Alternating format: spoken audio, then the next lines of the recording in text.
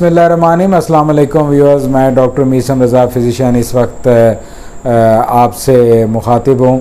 तो आज का हमारा टॉपिक है जो बड़ा ही कॉमन और इंटरेस्टिंग टॉपिक है कि ये यूरिक एसिड के मरीज़ बड़े आते हैं, डॉक्टर साहब हमारा यूरिया बढ़ गया।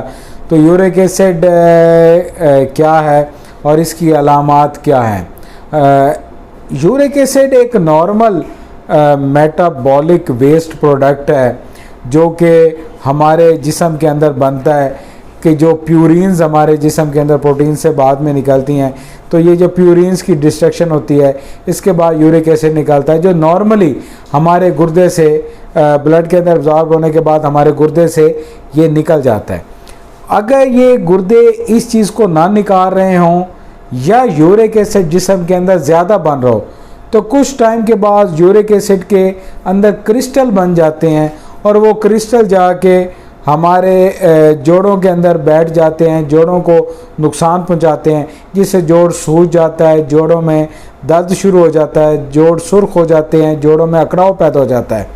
इसके साथ वो जब गुर्दे के अंदर वो यूरिक एसिड के जो क्रिस्टल डिपॉजिट होता है तो उसको यूरिक एसिड की गुर्दे के अंदर वो पत्थरियाँ बनना लग जाता है। दूसरा, यूरिक एसिड जो है वो हमारी दिल की बीमारी का भी सबब बनता है।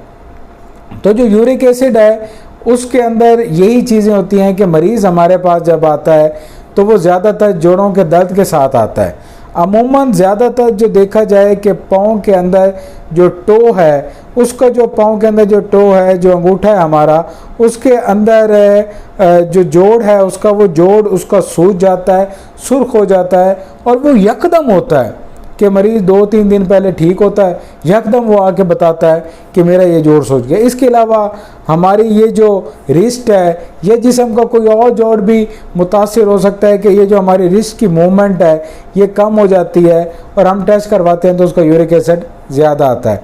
इसके अलावा मरीज़ अमूमन पुट्ठों के दर्द के साथ, जोड़ों के मामूली दर्द के साथ, नकाहत के साथ, बॉडी फटीग के साथ हमारे पास प्रेजेंट करता है या कमर के दर्द, पेशाब में रुकावट के साथ आता है तो हम फ़ौरन उसका अल्ट्रासाउंड करवाते हैं। जो पथरी निकलती है, पस मंज़र हम टेस्ट करवाते हैं तो वो यूरिक एसिड निकलता है उसके अंदर। और जो यूरिक एसिड है वो मैंने आपको बताया है कि दिल की बीमारी का भी सबब बनता है। अगली हम अपनी जो आपके साथ कन्वर्सेशन होगी उसके अंदर हम इसके अंदर बताएंगे कि इसके साथ हमारा बचाव कैसे मुमकिन है। उस वक्त तक अपना अपने दोस्त अहबाब का ख्याल रखिए। इजाज़त दीजिए। शुक्रिया।